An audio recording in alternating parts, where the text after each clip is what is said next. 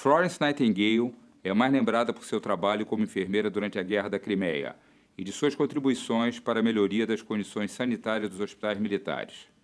No entanto, o que é pouco conhecido a respeito desta notável mulher foi sua paixão pela matemática e especialmente estatística, e de como esta paixão desempenhou um papel importante em seu trabalho.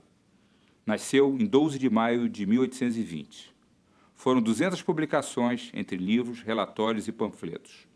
Uma dessas publicações foi um livro de 1860 intitulado Notas sobre Enfermagem. Este foi o primeiro livro-texto publicado especificamente para utilização no ensino de enfermagem e foi traduzido para muitas línguas. Em 1874, ela tornou-se membro honorário da Associação Estatística Americana e, em 1883, a Rainha Vitória a condecorou com a Cruz Vermelha Real por seu trabalho. Ela também foi a primeira mulher a receber a Ordem ao Mérito de Eduardo VII, em 1907. Nightingale faleceu em 13 de agosto de 1910, aos 90 anos de idade. Ela foi enterrada na igreja de St. Margaret, East Wellow, próximo ao Parque de Embley.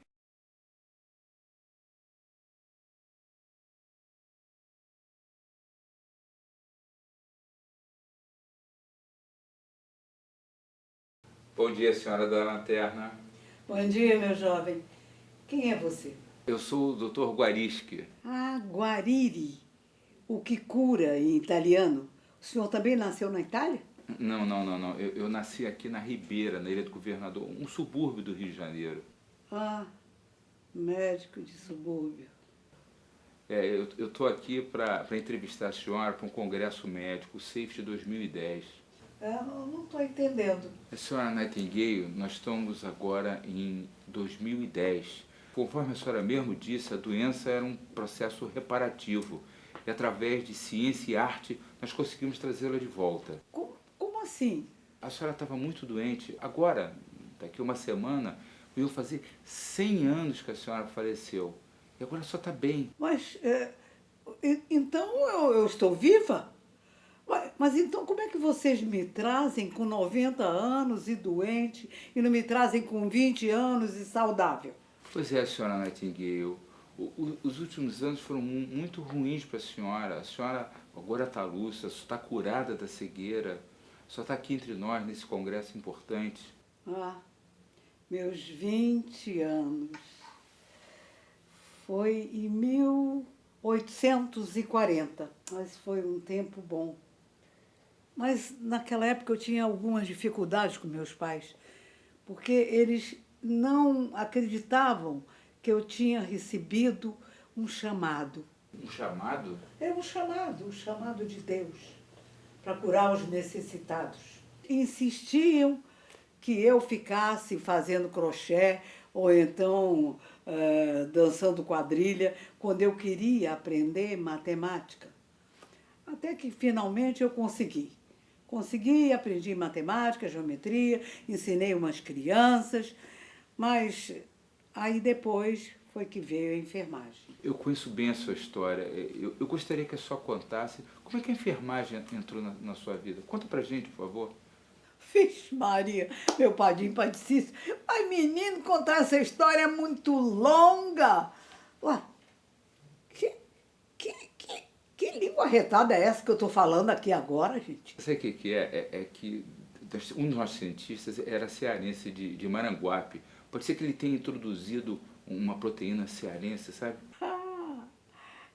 Maranguape, né?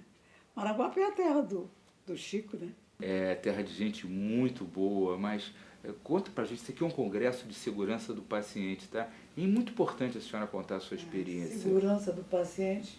Mas isso eu discutia desde 1856, há mais de 150 anos. Pois é, senhora Nightingale, infelizmente nós ainda temos muitos problemas, sabe?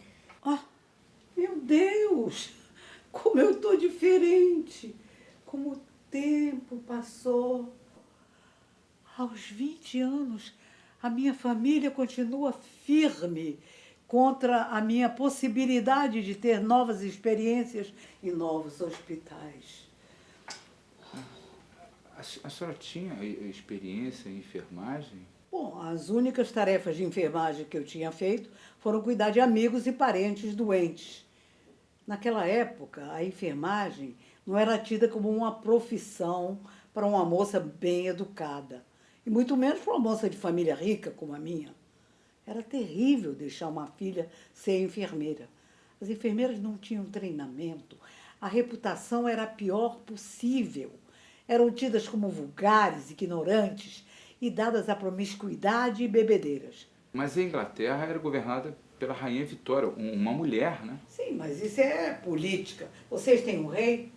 Depende do ponto de vista. Em música, o Roberto Carlos, no futebol, o Pelé. Eu estou falando de política. Vocês têm que tipo de monarquia aqui? Desculpe, senhora Nightingale, o nosso o sistema político é um pouquinho diferente do de vocês, sabe? Bom, o que me importa? Como eu dizia, a Rainha Vitória mudou a Inglaterra, mas demorou a enxergar o mundo como eu enxergava. Como assim? Seu marido, o príncipe Albert, morreu de febre tifoide em 1861. Eram precárias as condições sanitárias do castelo. Acho que foi por isso que ela acabou me ouvindo. Mas conta, como é que o aprendizado da enfermagem, afinal de contas, entrou na sua vida? Eu tive bons amigos. Fiz uma viagem pela Europa e Egito quando eu tinha 29 anos e tive a oportunidade de ver e estudar como se trabalhava em diferentes hospitais. Um ano depois, iniciei meu treinamento como enfermeira no Egito. Tá aí, esse é o ponto que eu queria chegar. Por que não em Londres? Você não imagina o que foi minha relação com Fanny e Partenot. Esses nomes me são familiares. Quem são mesmos, hein? O senhor conhece os trabalhos de Freud? Um pouco. Eu faço análise desde o ventre da minha mãe. Análise de sangue? Não. Sabe, Freud, depois que a sua faleceu, ele aumentou o conhecimento nosso sobre a mente humana e fez um projeto fantástico. E histérico. O senhor sofre de histeria crônica. Mais ou menos. Não é bem isso, mas é mais ou menos. Tem nego doido aí. Senhora Nightingale, eu nunca imaginei que ia ter oportunidade de entrevistar a senhora. Eu sei. Alguns escritos de Freud me ajudaram a entender minha mãe, Fanny, e minha irmã, Partenot. Desculpe, bater de quê mesmo, hein? Meu caro médico de subúrbio, minha irmã nasceu em uma colônia grega e por isso recebeu o nome desse local. O meu nome, Florence, vem de Florença, onde nasci. Eu acho que você começa a entender o porquê do meu interesse por grego, latim, filosofia, francês, alemão e história. Isso, meu querido pai, foi que me proporcionou. Partez e não pâté. Seu médico suburbano detestava essas aulas. Queria, no fundo, apenas se casar. Senhora Nightingale, me desculpe. Aleluia! As coisas então mudaram. Um médico, mesmo suburbano, pedindo desculpas a uma enfermeira. Senhora Nightingale, eu tenho uma profunda admiração pela sua profissão. Desde o primeiro safety, eu convidei colegas suas para falarem nesse congresso. Falar sobre a importância da observação, sobre o poder da estatística de mostrar o que realmente está acontecendo com os nossos pacientes. E isso foi muito importante. E a senhora hoje vai ver várias colegas suas aqui também atuando. Conta pra gente como é que foi a sua luta para a gente chegar onde é que a gente chegou. Foi uma luta enorme mesmo. Trabalhei na Alemanha e na França, só retornei a Londres 3 anos depois. E para trabalhar de graça.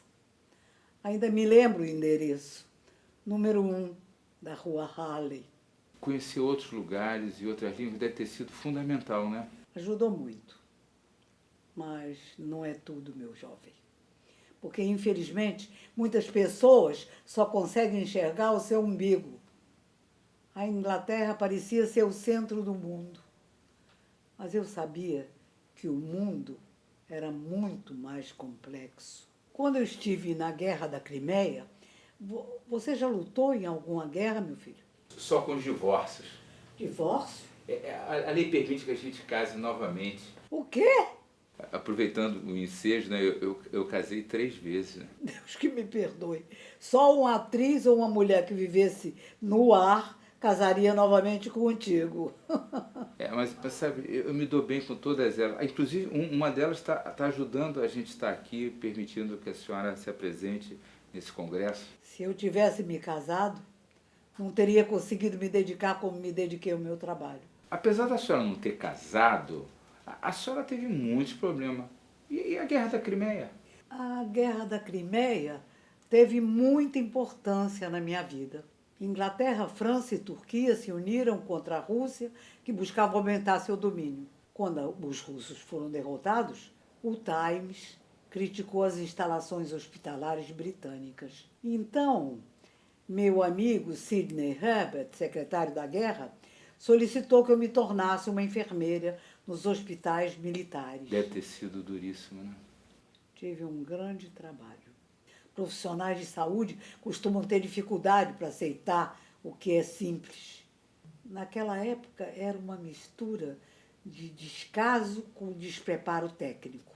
Demonstrei que soldados feridos tinham 10 vezes mais chances de morrer de uma doença hospitalar, como cólera ou tifo, do que no campo de batalha.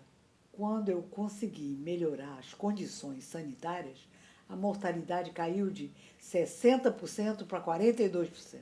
Sabe o que foi extremamente importante? A higiene. Claro, mas não havia esgoto. Essa foi uma das minhas grandes discussões. Você não imagina uma cidade com problema de esgoto querer ter seu povo com saúde. Realmente, cidades sem saneamento, esgoto a céu aberto, lixões, deve ser terrível, né? Mas quando eu coloquei os números num gráfico de pizza, ficou muito menos complicado mostrar aos dirigentes cabeças duras o que eu estava falando.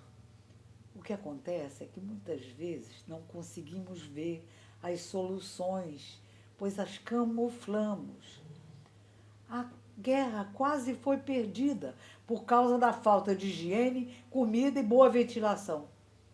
Mas vocês agora não têm esses problemas.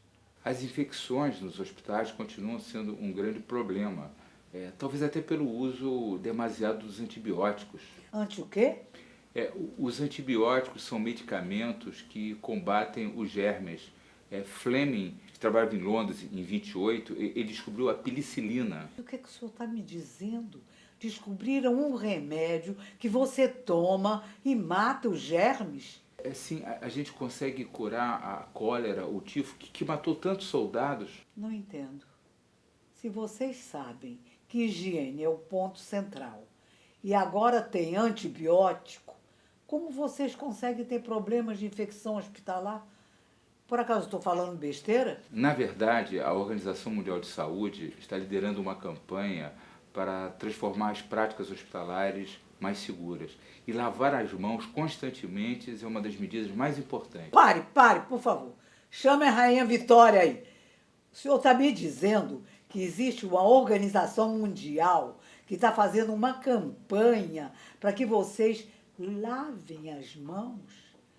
Faça-me o favor, doutor. Eu apresentei isso há anos aos generais. Pois é, eu acho que agora só está entendendo porque eu chamei a senhora para estar aqui no Congresso, para falar um pouco mais da sua experiência. Por quê? É pro Fantástico? Tem político assistindo? Não, a maioria são profissionais de saúde. Por que você não convida os generais, os ministros, os lordes? Esse é um assunto de interesse geral. Convidar eu convidei, mas sabe como é que é? A agenda pessoal é muito cheia. Mas a segurança do paciente deveria estar em primeiro lugar.